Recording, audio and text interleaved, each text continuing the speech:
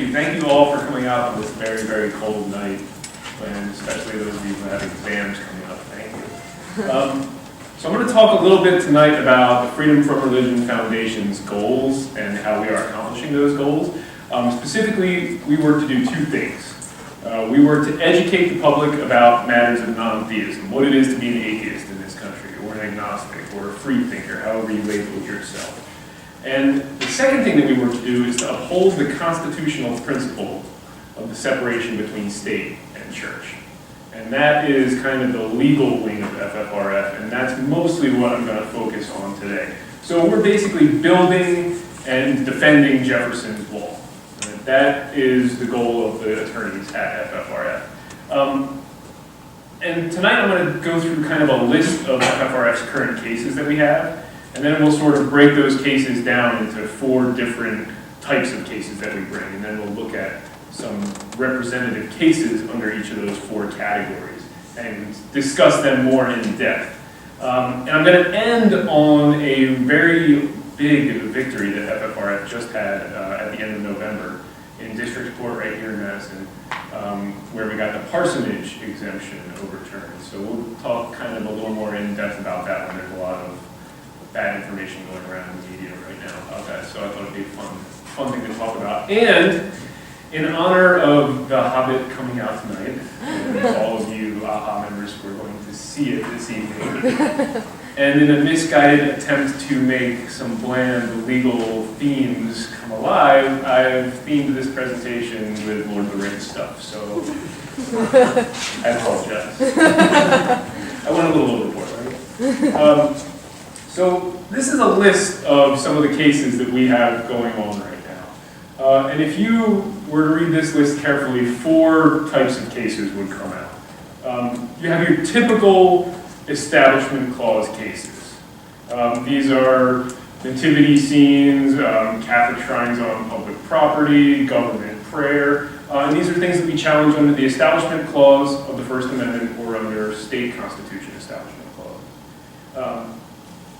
And again, government prayer, religious displays on public land, and particularly at this time of year, the nativity scenes. We see just a whole lot of nativity scenes. And I know this isn't Lord of the Rings, but there's kind of a connection.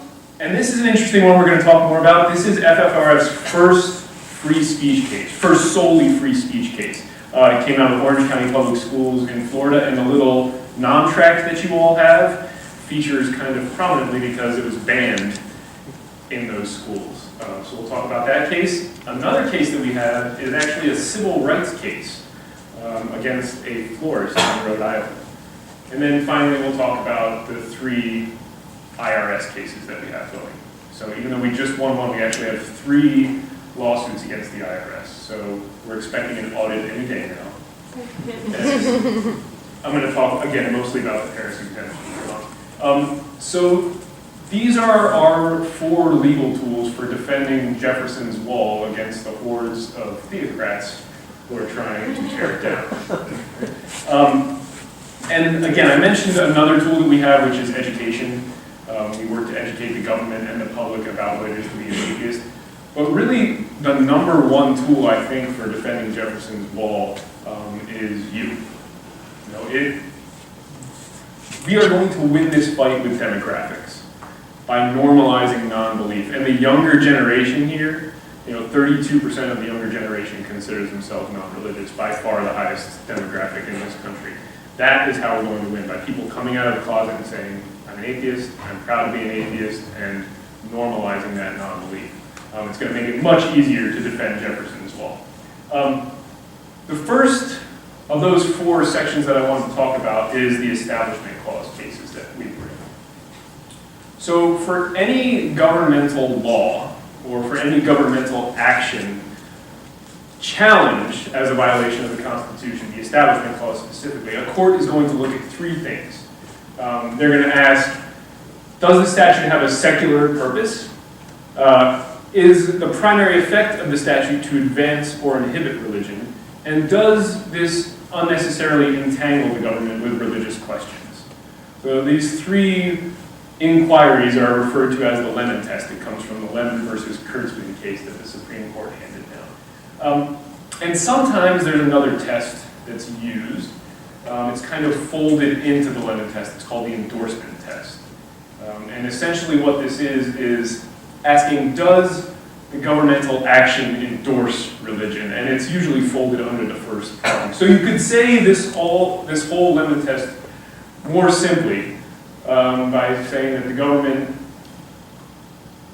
shall not pass laws endorsing one religion over another or religion over non-religion. I know, I told you it was going to be that. So a typical Establishment Clause challenge would be something like a Ten Commandments display on government property. FFRF has been challenging these for years. You all know some of the Ten Commandments, I'm sure. They start off, I am the Lord your God. You shall have no other gods before me. Don't take my name in vain. Don't work on my day. Don't make graven images. All religious. I mean, this is very, very much a religious document. And they've been going up on public land for years. Does anybody know where the big push for Ten Commandments on public land came from? It came from Nelson DeMille's movie, The Ten Commandments. He convinced Paramount to make between 2,000 and 4,000 of these stone monuments, and then he paired up with the fraternal orders of the Eagles to go put them on government property to advertise for the movie. And actually, there was one put up in Milwaukee, and Yul Brynner, the actor in the Ten Commandments who played the villainous Pharaoh Ramses, appeared at the unveiling ceremony for that Ten Commandments monument. And that Ten Commandments monument got taken down by FFRF. So this is it right here. You can see a crane lifting the Ten Commandments monument out right there. There's the crane putting it on the truck. There's the truck driving away with the Ten Commandments monument. And there's the empty pliant where it used to stand. So pretty cool victory. And the reason we got it removed is because this is obviously a governmental endorsement of religion. Putting on public land a monument that says, I am the Lord your God, you shall have no other gods before me, can't be anything but a religious endorsement. And when I was researching this particular thing, I came across an interesting DeMille quote that I thought I would share with you. He wrote this in his autobiography. He said that I'm sometimes accused of gingering up the Bible with large and lavish infusions of sex and violence. And I can only wonder if my accusers have ever read certain parts of the Bible. He goes on, but yeah, it's a little bit ridiculous. Now this particular monument is up in a public school in Pennsylvania. FFRF is suing to get it and another Ten Commandments monument at another public school in Pennsylvania removed. So we're suing two high schools, each with a Ten Commandments monument in front. One of the high schools, when we started litigation, actually boarded their Ten Commandments monument up. It looks much better that way. And there's this very bizarre local group that has sprung up, and I cannot remember their name. I'm sure you can find it online. And their goal is to get the Ten Commandments put up in as many places as they can around these towns now, except they're putting them all up on private property, which we don't care about. You put it up at as many churches as you want. That's where this message belongs. It's a religious message. It belongs on private land. And they really think they're fighting the good fight for some reason, but anyway. And there are plenty of other lawsuits that FFRF brings under these typical Establishment Clause. Does the government action endorse religion? In God We Trust, on the money, we brought a couple lawsuits on that. There's one going on in the Second Circuit right now. This was in the news recently. This was a Jesus portrait in a public school in Jackson, Ohio. And a couple of news outlets, other right-wing news outlets, I think referred to this as a Jesus photograph. We asked the school to take this down. We told them it was a violation of the Establishment Clause, that they were clearly endorsing Christianity by having it up. And they said, no, if you want us to take it down, you're going to have to sue us. So we sued them, along with the ACLU. And as it wound its way through the courts, they finally Did we settle that, or did we actually? So we actually settled the case, and the school had to pay out just shy of, I think, $100,000 to us and the ACLU because they wouldn't take down that picture. This is another one. This is actually not a statue, technically. Technically, this is a Catholic shrine. This is on national forest land in Montana. We have a lawsuit going to get that removed. We lost at the district court level because, according to the judge, it's lost all its religious value because it's been there for so long. It's got all this great historical value because it's been there for like 40 years. And actually, that rationale, the idea that a constitutional violation has been around for so long that it's acceptable, is bleeding into other areas because it stems from this right here, which is government prayer. So in 1983, the Supreme Court decided this case called Marsh versus Chambers. And Ernie Marsh, a legislator in Nebraska who's a non-believer, challenged their practice of having prayer before every single day's meetings and events.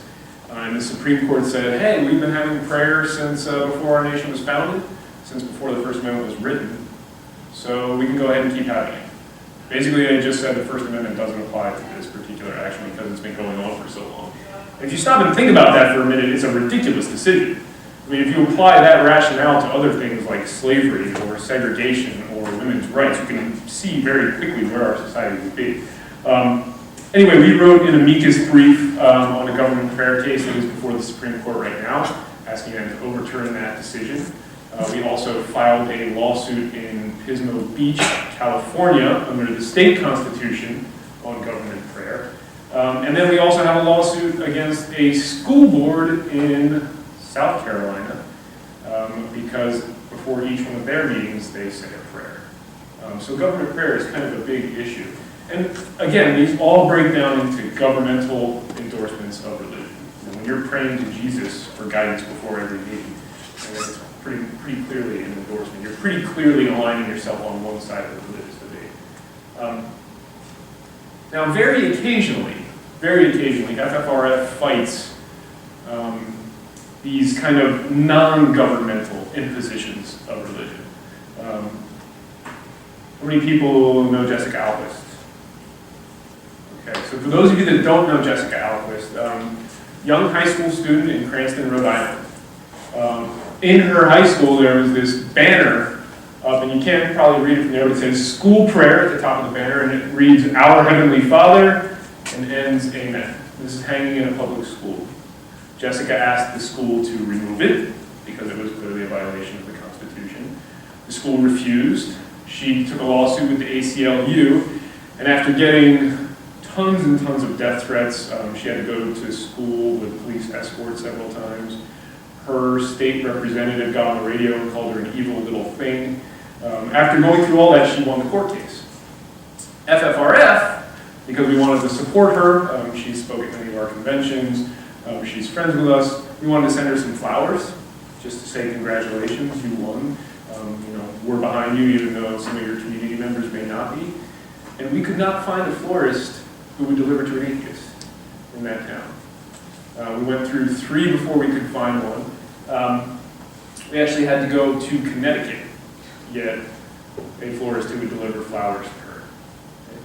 Now, our argument in this case is that these florists have refused to deliver to somebody because of their religion. And this is a civil rights issue. If you think about this not in terms of atheism, but in terms of, say, refusing to deliver to a Jewish family, or refusing to deliver to a family based on their race, the violation becomes a lot more obvious. And if you think about it as something that's not flowers, but something that's much more important to your survival, such as selling somebody food, or gas to get from one place to another, or a bed on a cold night like this at a hotel room, it becomes a lot more easy to understand how this is a violation. So under state civil rights laws and under the federal civil rights laws, if you are a place of public accommodation, so if you're a business, opening yourself up to the public. You can't discriminate on the basis of somebody's race or their religion. And that's exactly what was going on in this case. That's what we're arguing. So we are suing a couple of these florists under the Rhode Island Civil Rights Statute. And incidentally, I mean, the civil rights statutes go back to fighting segregation. And they're still very much under attack today. There's two cases that are going up to the Supreme Court probably. Well, one of them is already up at the Supreme Court, and the other one probably will go up. In Colorado, a baker refused to bake a wedding cake for a gay couple, and the gay couple claimed, hey, that's a violation of our civil rights, and I think the district court just agreed with them because he's a baker. He doesn't get to decide, no, I'm not going to serve you because of your religion or your sexual orientation or your race. And then another one, also involving a gay couple and a wedding, was about a photographer in New Mexico who refused to do their wedding because they were gay. And that's before the Supreme Court right now. They just accepted the case. And essentially the issue is, does a person's religion trump other people's civil rights? And I think the answer to that is very clearly no. But we'll have to see what the court says. So that's the civil rights case. That's the second case. The third case, this is one of the cases I worked on from the beginning, so this is kind of one of my babies. In Orange County Public Schools in Florida, there was a group called World Changers of Florida.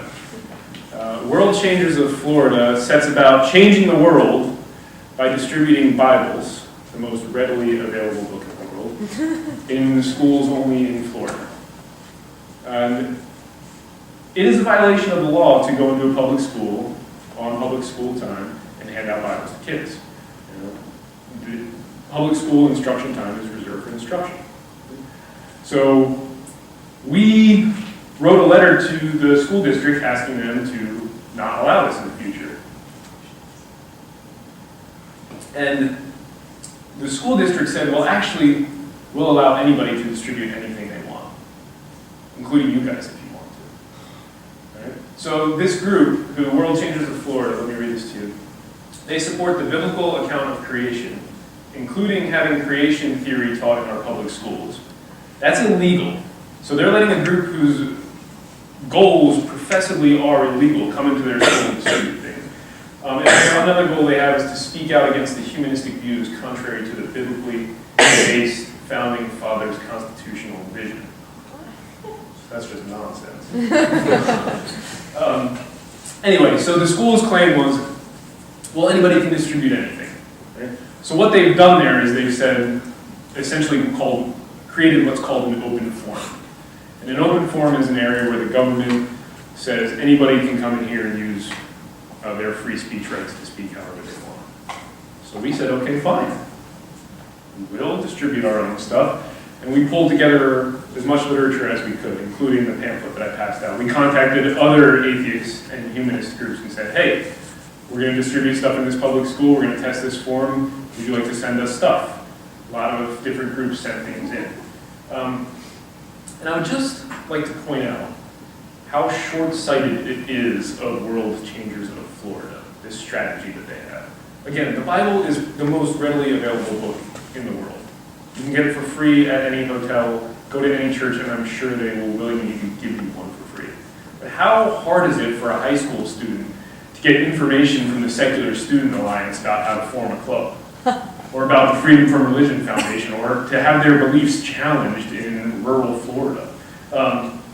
So anyway, it's a little bit short-sighted. But so we gathered all this atheist literature together from all the groups. And everything's going to be great, right? Because we're going to be allowed to distribute anything we want. Except the public school said, you actually have to submit your stuff to us first for approval. Okay? So they approved this book, the Bible, without ever reading it, without ever cracking it. They admitted in the court documents that they didn't vet the Bible whatsoever. And then they prohibited all this stuff. Okay? Now, we submitted 9 non-tracts. You have a non-tract in front of you. 5 brochures, 5 books, and 1 essay. Now that may sound like a lot compared to 1 Bible. We also have to remember the Bible is not one book. The Bible is 66 books rolled into one, and you can't tell in this one, but if you've ever opened the Bible, it's printed in tiny print on that onion skin paper. If it were printed like our materials were printed, it would be something along the lines of 1,950 pages, and our materials were only 1,184 pages. So significantly less material that we wanted to distribute, and still they censored a lot of it. But the amazing thing is why they chose to censor this. So this book right here is Robert Price's book called Jesus is Dead. They censored this because the claim that Jesus was not crucified or resurrected is age inappropriate for the maturity levels of many students. So this book, which claims that an innocent man was tortured to death and then rose zombie-like from the dead 3 days later, is perfectly acceptable. But claiming that that might not have happened is not acceptable. Sam Harris's book, Letter to a Christian Nation, they really did not like this book. They prohibited it for a number of reasons. The one that I've chosen to highlight here is because the book described the sacrifice of virgins, the killing and eating of children, the feeding of infants to sharks, and the burning of widows. This human sacrifice, cannibalizing children, feeding children to wild beasts, and burning people alive never appears in the Bible. I mean, human sacrifice is about as common as you can get in the Bible. Jephthah actually sacrifices his virgin daughter, the exact thing that they're complaining about. Abraham tries to sacrifice Isaac, but God stops it so long as he knows that Abraham actually would have done it. And then let's not forget the big one. Jesus is a human sacrifice. Okay? The whole Bible surrounds this. I mean, their whole religion is based on the sacrifice of this man for everybody else's sins. Okay?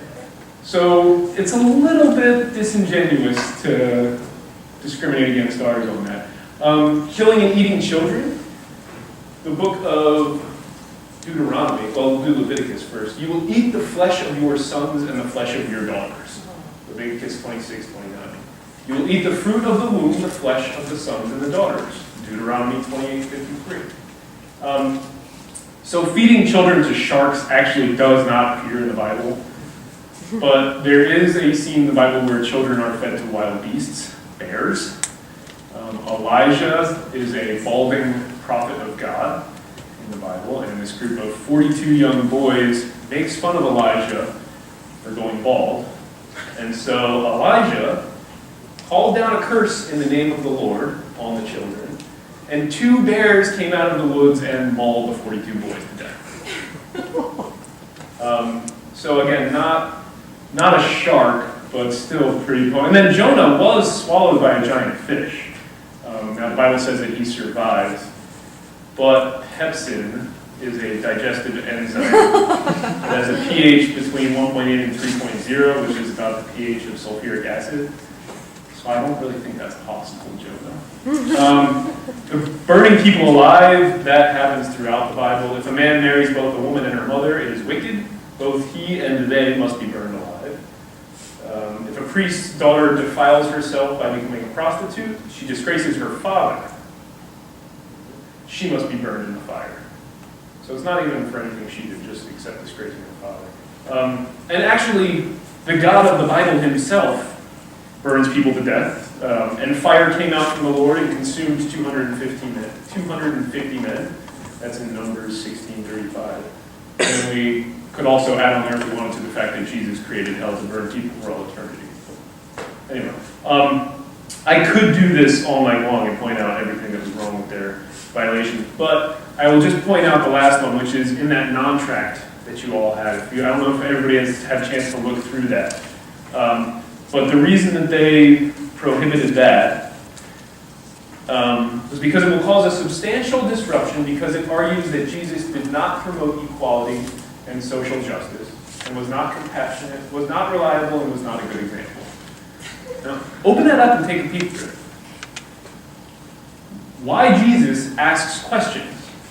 Was Jesus compassionate? Was Jesus a good example? And all that follows it, for the most part, are Bible verses. Direct quotes from the Bible. Okay? There's very little editorializing there. Dan Barker actually wrote Why Jesus for us a long time ago, I think. And actually, the purple non-tract that is kind of obscured by that speech box, that is all Bible citations. 99% of it. So clearly they don't have a problem with the content that we were presenting. The only thing that they have a problem with is our message. They don't like what we're saying. And that's to prohibit something because the government doesn't like the message is called viewpoint discrimination. And that is fundamentally unconstitutional under the free speech clause of the First Amendment. So we sued under that clause. Incidentally, free speech clause is in the First Amendment. Establishment clause is in the First Amendment. That's two. Anybody know how many rights the First Amendment protects in total? Close. Most people would say that. It actually protects 6 rights. Congress shall make no law respecting the establishment of religion, so that's your right to a secular government, or prohibiting the free exercise thereof, that's your free exercise, or abridging the freedom of speech, or of the press, or the right of the people to peaceably assemble and petition their government for a redress of grievances. So 6 rights, kind of important. Okay, so moving on from our free speech case, the IRS cases. These are really interesting tools that we have to defend Jefferson's Law. And they're the final one that I'm going to talk about, but I'm going to go pretty deep into one of these. These are partly Establishment Clause challenges, they're partly equal protection challenges. The first one, the Form 990, is a pretty interesting case. So if you decide tomorrow that you want to form a nonprofit, one of the things you have to do is register with the IRS. You have to pay some fees to get your startup registration going, and then every year you have to fill out a Form 990, and it tracks all the money that comes into your organization, tracks all the money that goes out of your organization, every dime, where it goes, what your executives are paid, what the benefits are that they get, everything. FFRF has to hire an accountant and an auditor to do this for us to make sure that we get it right. So it's a very, very onerous requirement. And churches are exempt from it. We have no idea how much money comes into churches or goes out of churches or what their megachurch pastors are paid unless they want to report it. Okay? Churches are not required to file any of those forms. They don't have to pay any of the initial filing fees.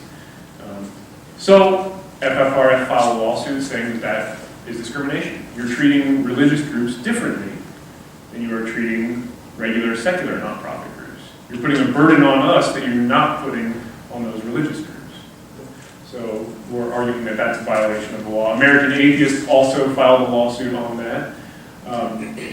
The electioneering lawsuit is our second lawsuit. I'm actually taking these in reverse order.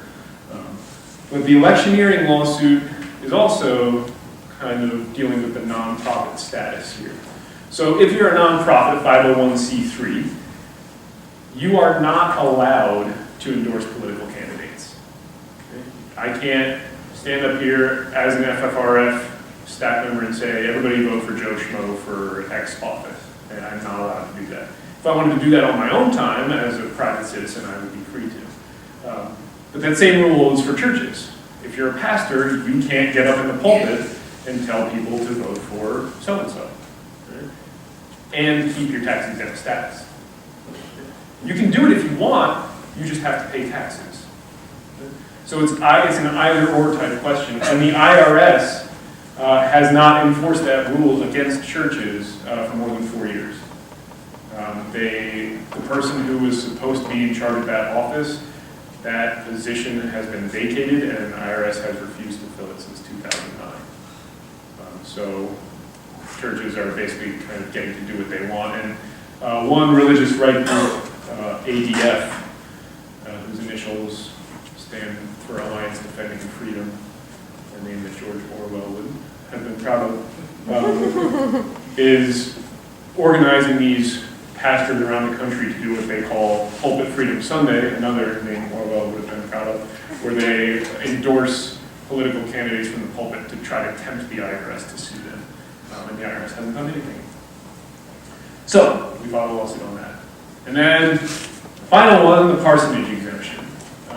This is a pretty convoluted area of law. Tax law is super boring anyway. But this is the one that I want to spend the most time on because we just got a really big victory at the last week in November. So, parsonage exemption involves ministers of the gospel and the free housing that they get. Free housing that you essentially are paying for. The parsonage exemption, well, let's start here. Taxes suck. Right? They're boring. It really sucks when you have to pay them. But I'm going to try to keep this simple. I may oversimplify it, so if you have questions, you can ask them later. But Ben Franklin, the only two things that are certain, death and taxes. Everybody pays income tax. Okay?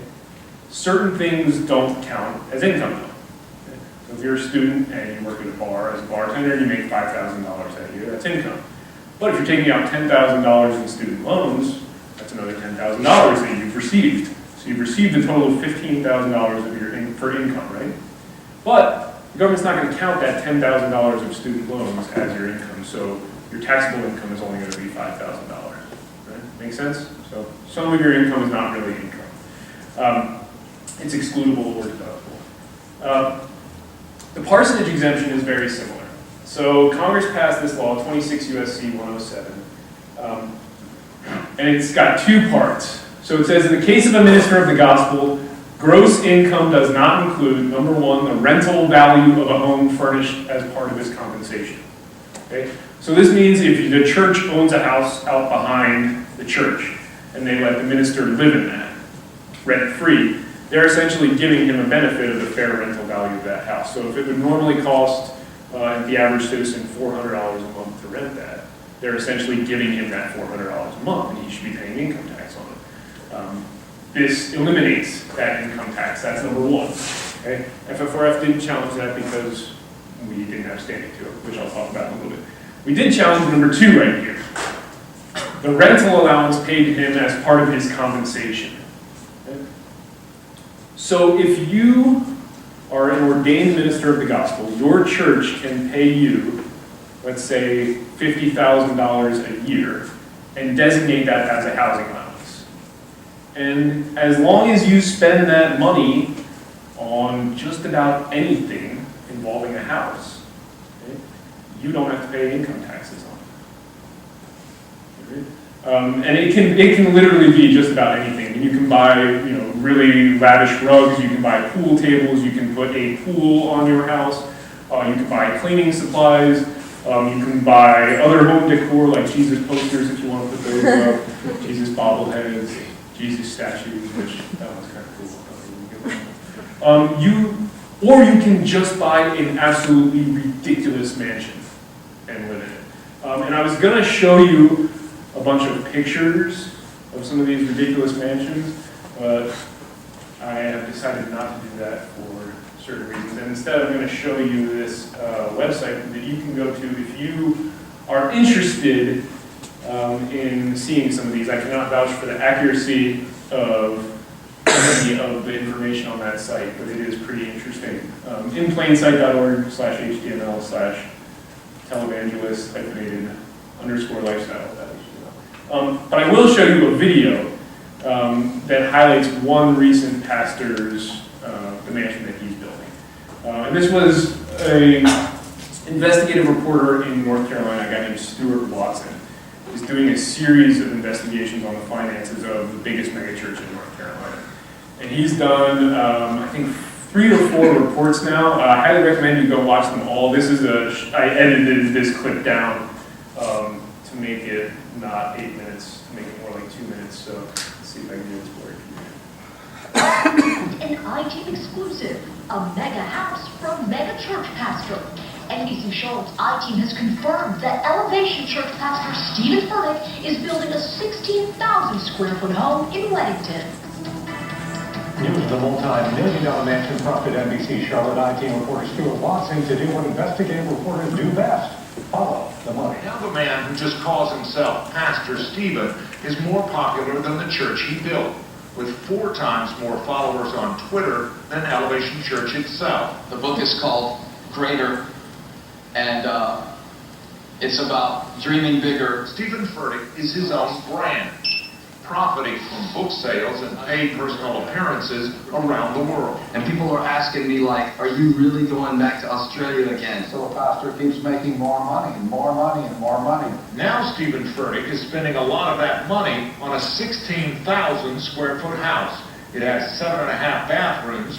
Building permits put the contract value of the house alone just shy of $1.4 million. The land cost another $325,000 for a total cost of more than $1.7 million.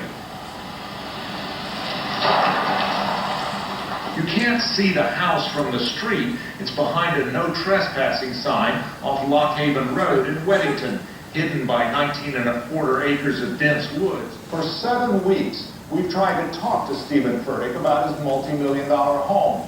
We've sent emails, made phone calls, sent a registered letter, even made one face-to-face personal appeal.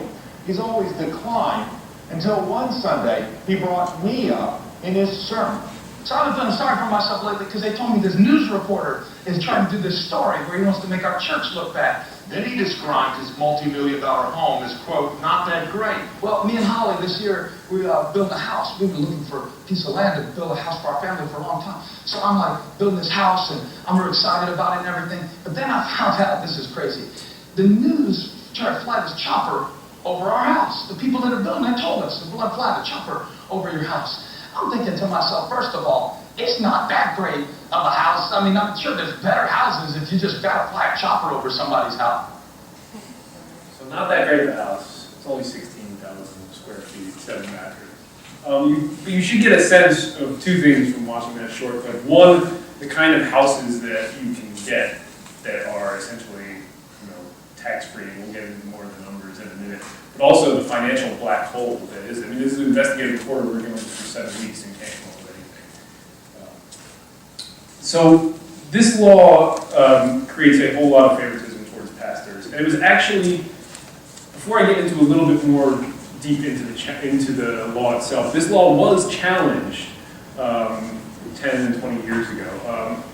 Rick Warren, anybody ever heard of this guy?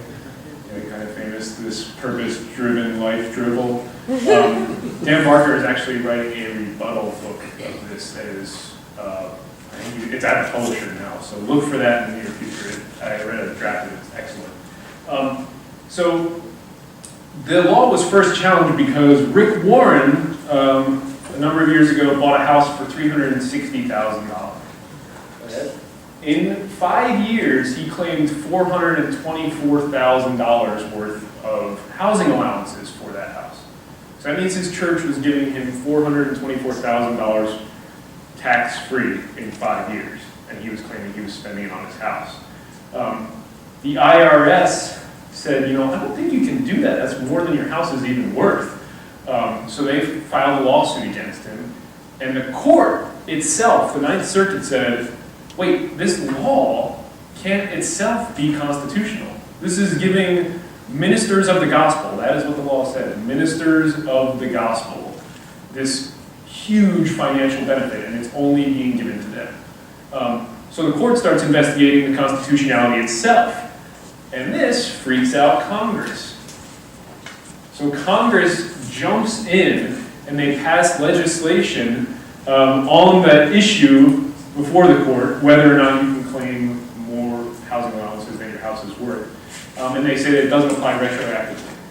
So they moot the case. The case gets booted out of court because Congress acted, and Rick Warren gets off with scot-free. Okay?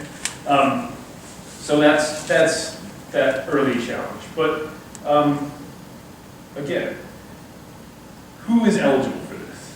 Scott Furtick, a megachurch pastor, Rick Warren, a megachurch pastor. You don't actually have to be a megachurch pastor. All you have to do is be an ordained minister of the gospel. And the IRS decides who that is. Okay? You have to perform sacerdotal functions or conduct religious worship. And your church actually has to be kind of an organized church in some way, shape, or form. Now, ministers of the gospel is clearly a religious term, but they have extended it to, or excuse me, it's clearly a Christian term, but the IRS has extended it to other non-Christian religions. And this has been taken advantage of heavily, so that, I think stories of even basketball coaches, radio station administrators have been declared ministers of the gospel and are using this housing exemption.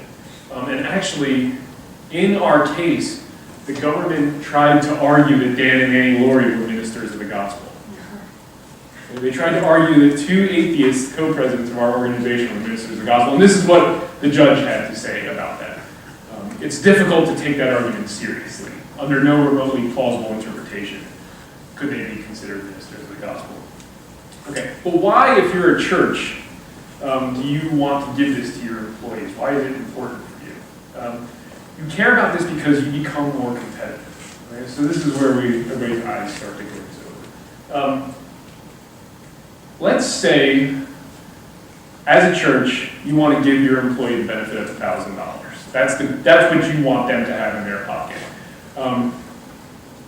If you're a church, you can give them that $1,000 as a housing allowance and they get to take all of it home. If you're a secular organization, like FFRF, and you want your employee to come home with $1,000, you have to pay them a lot more.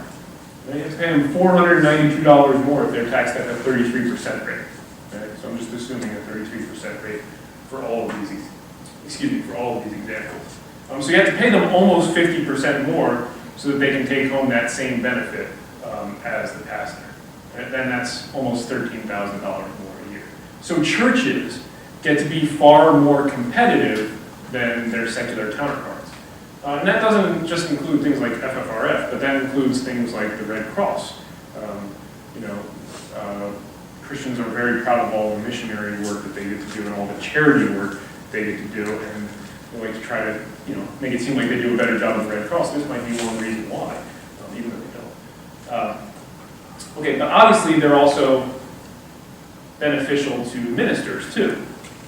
So if you're the individual and you're taxed at the 33% rate, and you're a pastor, you get to take home all that money. But if you're a poor secular organization, Andrew, you get to take home a small fraction of that money. Right? And then the final thing, and this is the part that is the most infuriating, is that they don't just get to avoid paying taxes, but they actually get to double dip.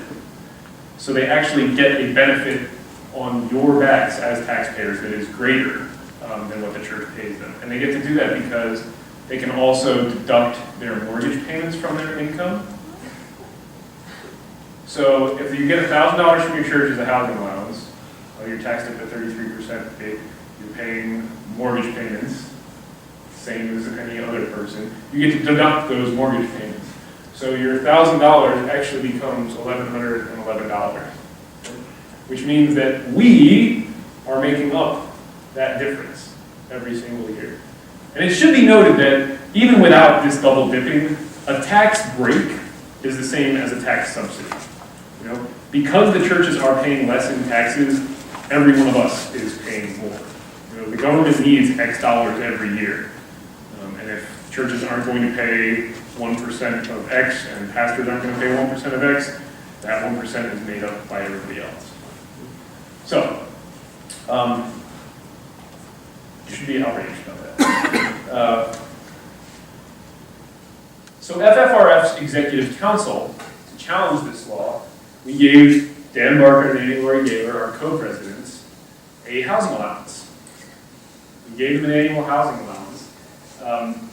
But like secular organization Andrew in our examples, because they are not ministers of the gospel, they can't claim that housing allowance.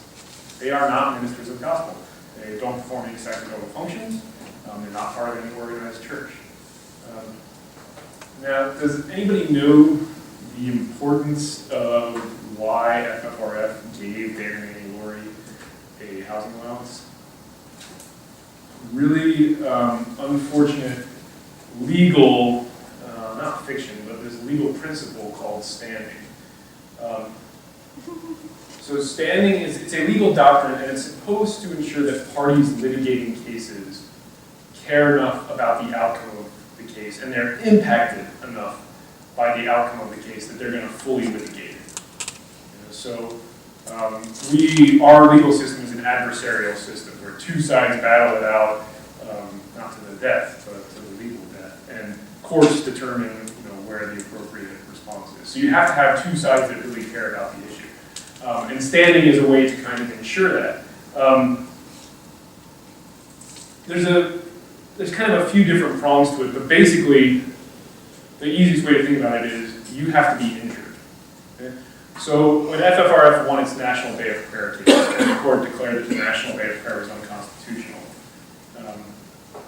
The higher court, the circuit court, said you don't have standing to challenge that because you're not injured by that National Day of Prayer proclamation. They can't make that same argument in this other case, the parsonage exemption, because Dan and Annie Laurie are getting a benefit that they are not able to claim because they are not ministers of the gospel. Okay? And I should note that standing has just been warped now so that courts can avoid making unpopular decisions, politically unpopular decisions. Anyway. Okay, so remember the lemon test? We talked about this at the very beginning. A law has to have a secular purpose. It has to have a primary effect that doesn't advance religion, and it can't have an excessive entanglement with religion. If the law or the government action fails any one of these prongs, it is unconstitutional.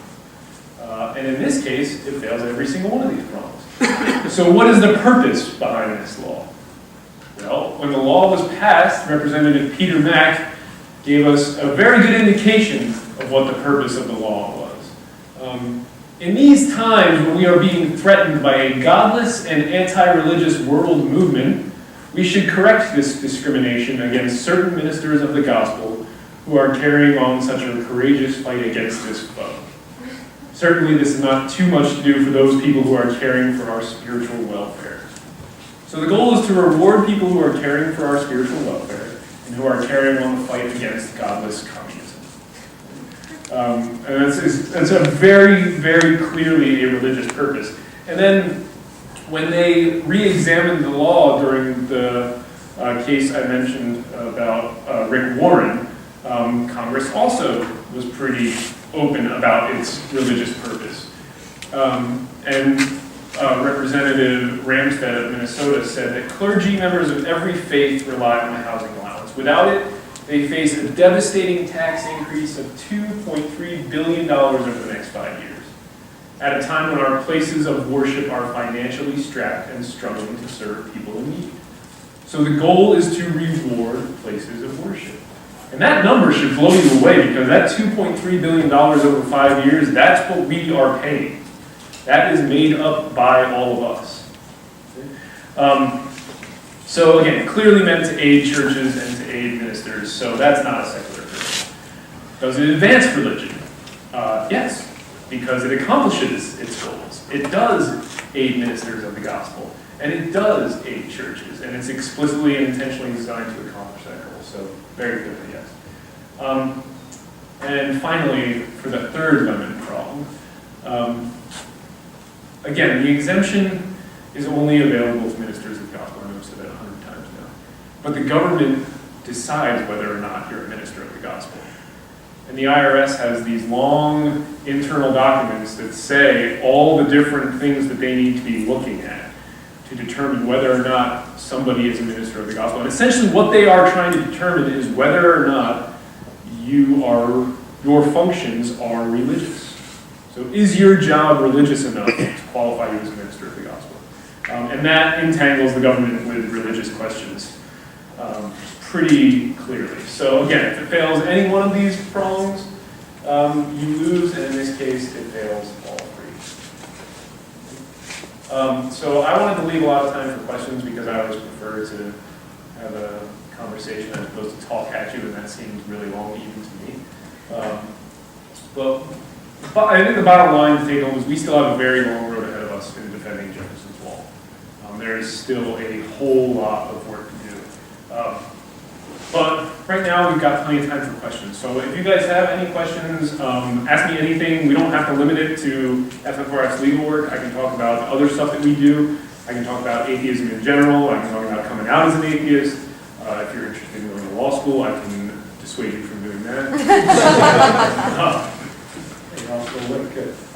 So any questions at all, I'm happy to field them. I'll start us off, guys, and then we can just pass around to anybody who has a question. So my question is, the other two court cases, the Form 990 and the, what was the other one? The Form 990 and the election hearing. Right, yeah. What are the future, or what's the future like? So the court can decide on those at any point in time. So after you finish briefing a case and it goes to the court, you're kind of at a loss for when a decision will come down until it comes down. It just happens one day. You get an email saying the judge has issued an order in this case, and you go read through it, you're going to figure out what it says, and it's very exciting and terrifying at the same time. But that can happen at any moment. Those cases, to me, seem fairly open and shut, but I'm helping argue them. So, I mean, obviously, we hope it's a good decision, and I would expect it to be a good decision, but courts can be very unfriendly to our side of things because it's politically unpopular to be friendly for state-church separation. So, yeah, but those decisions can come down at any time. Okay. Yeah, this is really simple. So a lot of these examples are just driving me crazy. Like, it seems just so like blatant violations. But what can I personally do to like help the cause here? Like I feel like I don't really have a lot of money, and I'm not a lawyer. Like besides learning about it, like is there anything I can really do to help me do this? I think there is, and I honestly think that as an average citizen, you can have an impact. So the first thing I will say is that these are just FFRF's court cases. Okay? We handled 2,500 complaints about stuff like this last year alone. We're looking to be on pace for something similar this year. We are far more successful when we have local individuals who are willing to stand up, who are willing to be out atheists, who are willing to go to public meetings and speak out against these issues, who are willing to write letters to the editor. One of the major reasons that courts are unwilling to make these decisions is because they are politically unpopular. And the only reason they're politically unpopular is because we've been a silent minority for a very long time. We are starting to see that change. And I think helping that change along is one thing that absolutely everybody can do without money and without a law degree. Come out of the closet. When you see a violation like this, report it to FFRF. Speak out against it yourself. Some of my favorite wins that we've had over the years, we weren't even involved in. I helped a woman in Oregon with the government funding issue. The government was funding this, what they thought was this after-school youth center. And it turns out it was an after-school religious worship center, and it was really just this annex of this church, and they had given it $1,000 because they had done a very good job of cloaking it. So I helped that lady with this issue.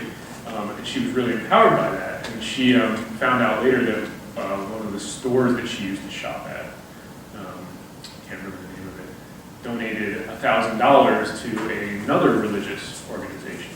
And so she complained to that store and said, I just want you to know, I'm not going to shop here anymore because you're donating to this religious organization that does X, Y, and Z. And they said, we're so sorry. We didn't realize that was a religious donation. We've rescinded the check. It's against our policy. We won't be doing that again. So, she went out there and she corrected that herself. And it wasn't even an illegal or a legal issue, but she got that stopped on her own. So I really do think there's a lot of work that can be done just by the average citizen. And it consists of doing things that more than just kind of commenting on online stories and visiting atheist blogs and things like that, but actually portraying a positive public image of atheism and that we are out there and that we are for the separation of state and church and things like that. So, yes, I do think there's a lot of I'm just curious, what does the opposition say? Like for the parsonage example, it's very obviously unconstitutional. So what is the opposite side saying to try to defend themselves? Well, one thing that they're trying to say is that Dan and Annie Laurie are ministers of the gospel. A lot of times what they try to do is, because it's so obviously a violation, they don't focus on that. They try to focus on things like standing. They try to focus on what amount to procedural issues in court. So how can we get this case out from in front of a judge so the judge can't decide it, right? And one of the ways to do that is by standing. That if the parsonage exemption case will probably be appealed almost certainly, and if it is, I expect that to be their main argument. And they'll try to do something along the lines of boot it back down and try to make Dan and Annie Laurie, claim that exemption and get denied, and then it'll drag on for another 4 or 5 years, and that'll at least delay things at the very least. So they tend to focus on procedural issues, and that's why standing has become such a big deal. It's a fight that we have to have with virtually every one of these cases. And I'm going to back up and tag one part onto that last question. You can be a plaintiff in these lawsuits too. It's one thing. It's a big hurdle that we have. A lot of people are scared of being a plaintiff. Jessica Alquist, I mentioned her story earlier. She was reviled for her role in getting a prayer banner, a clearly unconstitutional prayer banner, taken down in her school. So just to be clear, she was reviled in her community for upholding the Constitution. And it's scary to be the only person involved in those lawsuits. So a lot of times it helps to kind of dilute the responsibility by having a lot of people join in. So you can do that as well. Anyway, but yeah, I mean, the typical way that they argue against it is by ignoring the merits and focusing on these procedural arguments to get us out from in front of the judge. And that's really the only way they can do it. And there's very clearly violations. So. Anybody else? Is the case for the In God We Trust printed on mug, is that still alive or is that completely dead now? No, it's still alive. It's before the Second Circuit Court of Appeals. Opening brief will be filed tomorrow for the Second Circuit Court of Appeals. Mike Newdow is handling that. A number of plaintiffs, FFRF is involved as well. I just read a draft of that today. And I mean, it's a really interesting because the case has come before courts in the past, but no court has ever really looked into the merits of the case. The first case that was brought was this case called Arano. It was brought in the Ninth Circuit, which is California West Coast area. And the guy who brought it didn't have an attorney. He handled the case himself. And I think it was the district court said that his complaint, which is the document that kicks off the lawsuit, was nearly unintelligible. And so that was the case that decided this issue, and then the other circuits have just kind of relied on that. So the merits of the case have never really been fully examined by the court. And if you look at the history of In God We Trust, and you examine it under the Lennon test, those 3 prongs that I was talking about, secular purpose, the effect, and the entanglement, I mean, the purpose of that phrase was clearly religious. And they've even said that, there was a couple congressmen in the 50s in the congressional record, they're talking about how this is a great way that we can get Christianity behind the Iron Curtain, essentially using our money to proselytize because it goes to all these foreign countries. So it really is an interesting series of cases, and it is still alive. And I genuinely do not think that issue will die until it is dead. Until that is struck down, I think there will continue to be cases brought against that because it's just such a very clear and obvious violation. It's not in God we trust. We don't trust in God, any of us in this room. In God, some of us may trust, but certainly not all of us. So, yeah, it's still alive.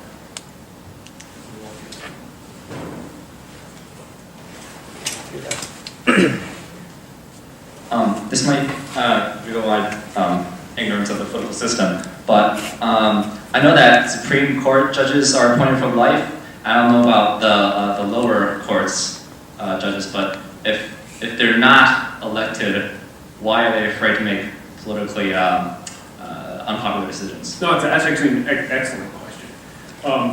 And federal judges are appointed for life. State depends on the state. Some of them do have to run for elections. Some of them have to run for elections where public money plays a very, very big role.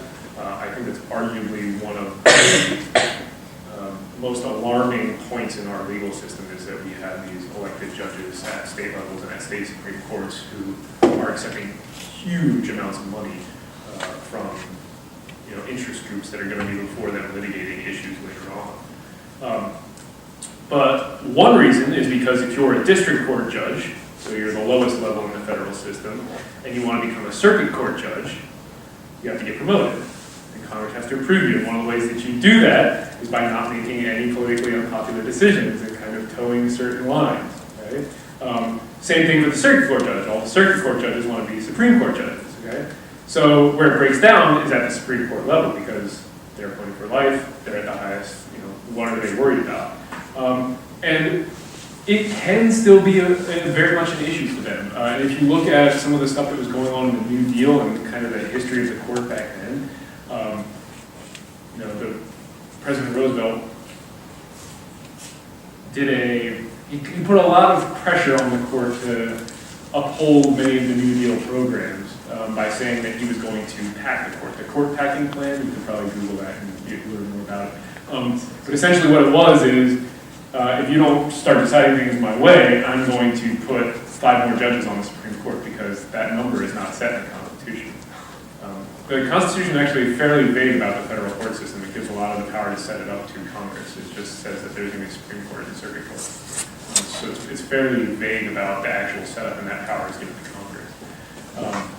So that's one reason. And another reason, I think, is that they don't have the power to enforce their decisions. Okay, so under our system of government, you have this separation of powers.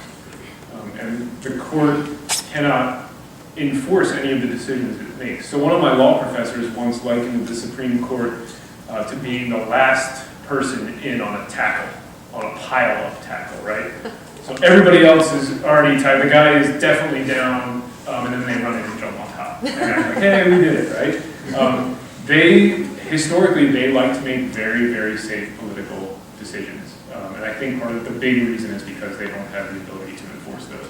And they run into problems with that in the past. So that would be my guess on that. But it's a good question for sure.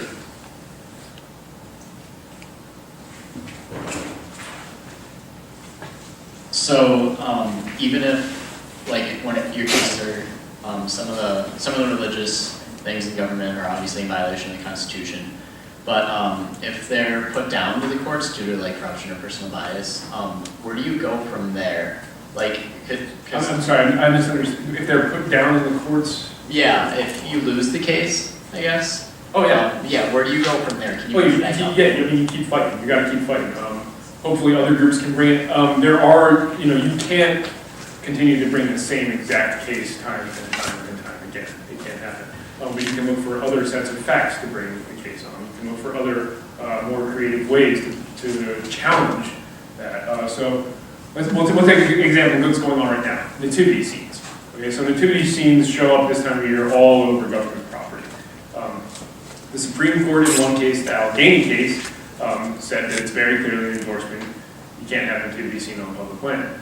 And then in the Lynch case, they said, well, it's not as clear an endorsement if you have Santa Claus and nutcrackers and candy canes and reindeer and menorahs and all this other stuff with it. And it's not as clear an endorsement of the religious beliefs of the nativity in that case. Okay? So the law is just a mess, right? You get some towns that just put up a nativity and we complain and then they put all this other crap around it to make it look a little less like a problem. Or you get towns that say, well, anybody can put up anything they want. Right? And that's what's happening in the Capitol building right up here. Right? So legally, to keep challenging those, you're not going to win. Okay? So the better way to challenge those is to flood the forum. Okay? So they've created this open forum, kind of like the Orange County case that we were talking about with allowing people to distribute literature. It's the same thing. The Madison Capitol says any group can put up any display they want so long as they have a permit. So FFRF applied for a permit, and we put up our own natural nativity, which features astronauts instead of angels, features 3 wise people, and John Goldman, Albert Einstein, Darwin. Thomas Jefferson is in the role of Joseph the father. There's a little black baby girl in the crib. Venus is screaming, "It's a girl." Mark Twain's on the sideline smoking a cigar saying, "Faith is believing what you know ain't so." And that's up in the Capitol that you can see right now, right next to the nativity scene. In Tallahassee, Florida, we heard a nativity scene was going up. I did a bunch of investigation, found out that they've created an open forum. I got a permit for us to put up our own banner, which is another national nativity scene we have, which features some of the founding fathers around the crib with the Bill of Rights in it, and the Statue of Liberty shining her light on the Bill of Rights. And another activist in Florida decided to erect a Festivus pole made out of PBR beer cans right there in the Tallahassee Rotunda. Now the Satanists have asked for permission to erect a display, and another humanist group and another atheist group have asked for permission to erect a display. So the legal arguments are not that strong because the Supreme Court has diluted it and upheld it, but we're still finding ways to fight it anyway. And to keep on with the nativity example, in Santa Monica, California, 2 years ago, FFRF worked with some local atheist activists there. Palisades Park, one of the most beautiful parks in the country. They had a nativity scene. It was challenged. They said, "Oh, anybody can display anything they want."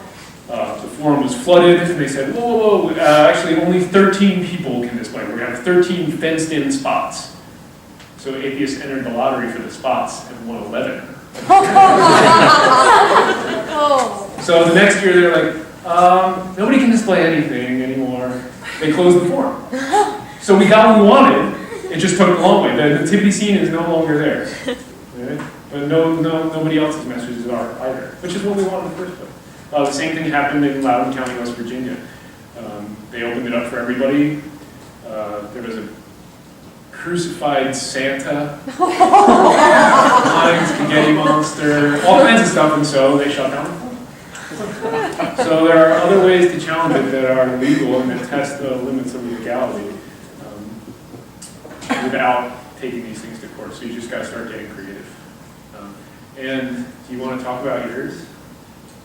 We haven't announced it yet.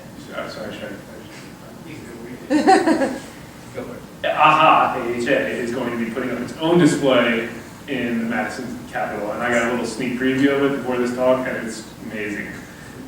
So look for that in the very, very near future. Hopefully Monday at the latest, right? So yeah. Also joining in the open forum. So there are plenty of ways to fight it without actually going to court. A couple of you. I can talk really loud. So one of the arguments that I've heard against FFRF is that you're just litigating all these silly things and that they're not important, and it's just sort of rude and like, oh, those atheists, they're just being jerks. So how do you counter that attitude? So actually, I just gave a whole talk on that at the FFRF convention. They try to trivialize what we do. So I entitled the talk "Why We Need to Sweat the Small Stuff," because it really is important. And to kind of put it in a nutshell, these violations are used to uphold bigger violations. So "In God We Trust" shows up in dicta, shows up in just court like the court assumes that "In God We Trust" is constitutional. In all these other cases, it helps to uphold more egregious violations like government prayer. By saying, like, look, we got "In God We Trust," and when the court crier walks in and he says, "God save this honorable court," that can't be unconstitutional, can it? Without ever actually looking into the merits of that question, they just kind of assume these things. So the small violations do lead to larger violations. That's a fact, and I can show it to you in the case law. And the second thing to note is that the smaller violations are symbolic. So if we go back to the nativity scene example again, why is that nativity scene on public land? Why is it on government land? Why is it in the Capitol Rotunda? It's in there because they are trying to co-opt the power and the prestige of the government for their religious message. Right? They don't want to put it up on the church that's next door to the Capitol because everybody expects to see it there. They want to use the power of that government building and the imposing nature of it and all the prestige that comes with it and the prestige that comes with being part of we the people to deliver their message. One Supreme Court case said they want to use the machinery of the state to deliver their message. And that's why they're doing it. So one of the best ways to going back to this is to dilute their ability to do that by having all these other messages endorsed. But maybe you can link to it if you put this video up. It is a very good question, and it is incredibly important to fight each and every violation of the Constitution, and particularly the Establishment Clause. James Madison said that it's not the sudden, I'm not going to go there because I can't remember the quote exactly, but it's not the sudden imposition of a theocracy that we need to worry about. That's not going to happen in this case. It's the death by 1,000 cuts. It's the erosion of Jefferson's wall. That's what is going to get us in the end. So that's what we need to be fighting. So yes, it's an important question. I just had a quick comment. My brother is actually going to seminary school, and so I had a conversation with him where he actually brought up the case that you guys did with the personage exemption. And I was chatting and I was like, well, I don't agree with it because it's, advantageous to some people. And he's like, well, it's not fair because, pastors don't make a lot of money and they need that money for their housing. And I was just like, but that's not a reason that you should get the money. And it's, kind of going back to what she said, it's trivial as why are you picking on us, And so I guess my question to you is to me, that kind of thing is really frustrating. It's don't you see that that's not fair? And how do you deal with that in your work? I'm sure that happens to you a lot. Yeah, I think you do it by reinforcing that message constantly. You're absolutely right. Using a counterexample, taking everybody that works at FFRF, we work at a nonprofit, and nonprofit rates for salaries are not competitive with the private sector. But that doesn't mean the government should just give us a tax break because of that. If they want to give all nonprofits a tax break because they think that's a good thing to do, they can do that. They just can't limit it to just religious, right? It has to be a normal secular reason, the Lemon test, the first prong of the Lemon test, that they apply to everybody equally. To me, that's just a non-starter. You're going to have to pay a little more in taxes. You've been getting an illegal tax break for a long time. That's not a reason to keep getting it. It reminds, I won't go down. But okay, so when I talked about the Jessica Alquist case and the florist, when that news broke that we were suing that florist, I was in the office very early that day, and the phone was ringing off the hook and I was answering it, and I answered it and this guy just started screaming at me. How could you do this? I'm a small business owner. I own a florist shop in the Northeast. I can't believe you would sue this. It's outrageous. And he was yelling at me. He was very irate. And I took the time to explain to him what we were doing and why we were doing it. And I used the analogy okay, well, what if she was Jewish? Would you be okay with that? And what if it had been a black family that they refused to deliver to? Would you be okay with that? And by the end of what ended up only being a 5-10 minute conversation, he was, I'm so sorry. I didn't mean to yell at you. You're absolutely right. I can't believe I was so rude to you. Wow, I'm just really sorry. And he came around. You don't always get that immediate victory, but in these legal debates and in more the atheism debate, you can at least plant that seed, and hopefully it'll come back later. But whenever you're taking away somebody's toys or benefits that somebody has, they are going to feel personally robbed, and there's no way around it. But taking away an illegal government privilege is not harming it. It's just creating an equal playing field. So, I don't buy that, unfortunately. For me, it can't be anything but a religious endorsement. And when I was researching this particular thing, I came across an interesting DeMille quote that I thought I would share with you. He wrote this in his autobiography. He said that I am sometimes accused of gingering up the Bible with large and lavish infusions of sex and violence. And I can only wonder if my accusers have ever read certain parts of the Bible.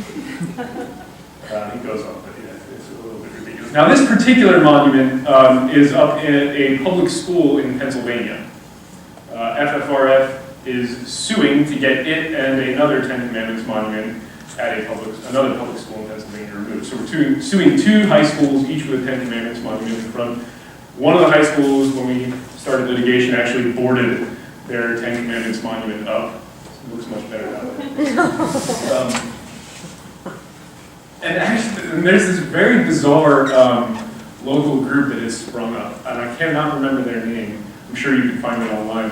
And their goal is to get the Ten Commandments put up in as many places as they can around these towns now, except they're putting them all up on private property, which we don't care about. You put it up at as many churches as you want. That's where this message belongs. It's a religious message. It belongs on private land.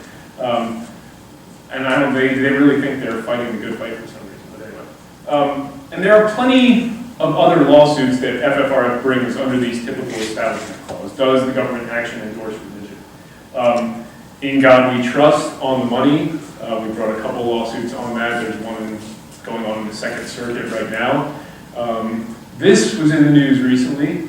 This was a Jesus portrait in a public school in Jackson, Ohio. And a couple of news outlets, other right-wing news outlets, I think referred to this as a Jesus photograph. We asked the school to take this down. We told them it was a violation of the Establishment Clause, that they were clearly endorsing Christianity by having it up. And they said, no, if you want us to take it down, you're going to have to sue us. So we sued them, along with the ACLU. And as it wound its way through the courts, they finally, did we settle that, or did we actually? So we actually settled the case, and the school had to pay out just shy of, I think, $100,000 to us and the ACLU because they wouldn't take down that picture. This is another one. This is actually not a statue, technically. Technically, this is a Catholic shrine. This is on National Forest land in Montana. We have a lawsuit going to get that removed. We lost at the district court level because, according to the judge, it's lost all its religious value because it's been there for so long. It's got all this great historical value because it's been there for like 40 years. And actually, that rationale, the idea that a constitutional violation has been around for so long that it's acceptable, is bleeding into other areas because it stems from this right here, which is government prayer. So in 1983, the Supreme Court decided this case called Marsh versus Chambers. And Ernie Marsh, a legislator in Nebraska who's a non-believer, challenged their practice of having prayer before every single day's meetings and events. And the Supreme Court said, hey, we've been having prayer since before our nation was founded, since before the First Amendment was written, so we can go ahead and keep having it. Basically, they just said the First Amendment doesn't apply to this particular action because it's been going on for so long. If you stop and think about that for a minute, it's a ridiculous decision. I mean, if you apply that rationale to other things like slavery or segregation or women's rights, you can see very quickly where our society would be. Anyway, we wrote an amicus brief on a government prayer case that is before the Supreme Court right now, asking them to overturn that decision. We also filed a lawsuit in Pismo Beach, California, under the state constitution on government prayer. And then we also have a lawsuit against a school board in South Carolina because before each one of their meetings they say a prayer. So government prayer is kind of a big issue. And again, these all break down into governmental endorsements of religion. When you're praying to Jesus for guidance before every meeting, it's pretty clearly an endorsement. You're pretty clearly aligning yourself on one side of the religious debate. Now, very occasionally, FFRF fights these kind of non-governmental impositions of religion handed down. And sometimes there's another test that's used. It's kind of folded into the Lennon test. It's called the endorsement test. And essentially what this is asking, does the governmental action endorse religion? And it's usually folded under the first problem. So you could say this whole lemon test more simply by saying that the government shall not pass laws endorsing one religion over another or religion over non-religion. I know, I told you it was going to be that. So a typical Establishment Clause challenge would be something like a Ten Commandments display on government property. FFRF has been challenging these for years. You all know some of the Ten Commandments, I'm sure. They start off, I am the Lord your God. You shall have no other gods before me. Don't take my name in vain. Don't work on my day. Don't make graven images. All religious. I mean, this is very, very much a religious document. And they've been going up on public land for years. Does anybody know where the big push for Ten Commandments on public land came from? It came from Nelson DeMille's movie, The Ten Commandments. He convinced Paramount to make between 2,000 and 4,000 of these stone monuments, and then he paired up with the Fraternal Orders of the Eagles to go put them on government property to advertise for the movie. And actually, there was one put up in Milwaukee, and Yul Brynner, the actor in the Ten Commandments who played the villainous Pharaoh Ramses, appeared at the unveiling ceremony for that Ten Commandments monument. And that Ten Commandments monument got taken down by FFRF. So this is it right here. You can see a crane lifting the Ten Commandments monument out right there. There's the crane putting it on the truck. There's the truck driving away with the Ten Commandments monument. And there's the empty pliant where it used to stand. So pretty cool victory. And the reason we got it removed is because this is obviously a governmental endorsement of religion. Putting on public land a monument that says, I am the Lord your God, you shall have no other gods before. Thank you all for coming out on this very, very cold night, and especially those of you who have exams coming up. Thank you. So I'm going to talk a little bit tonight about the Freedom from Religion Foundation's goals and how we are accomplishing those goals. Specifically, we work to do two things. We work to educate the public about matters of non-theism, what it is to be an atheist in this country, or an agnostic, or a free thinker, however you label yourself. And the second thing that we work to do is to uphold the constitutional principle of the separation between state and church. And that is kind of the legal wing of FFRF, and that's mostly what I'm going to focus on today. So we're basically building and defending Jefferson's Wall. That is the goal of the attorneys at FFRF.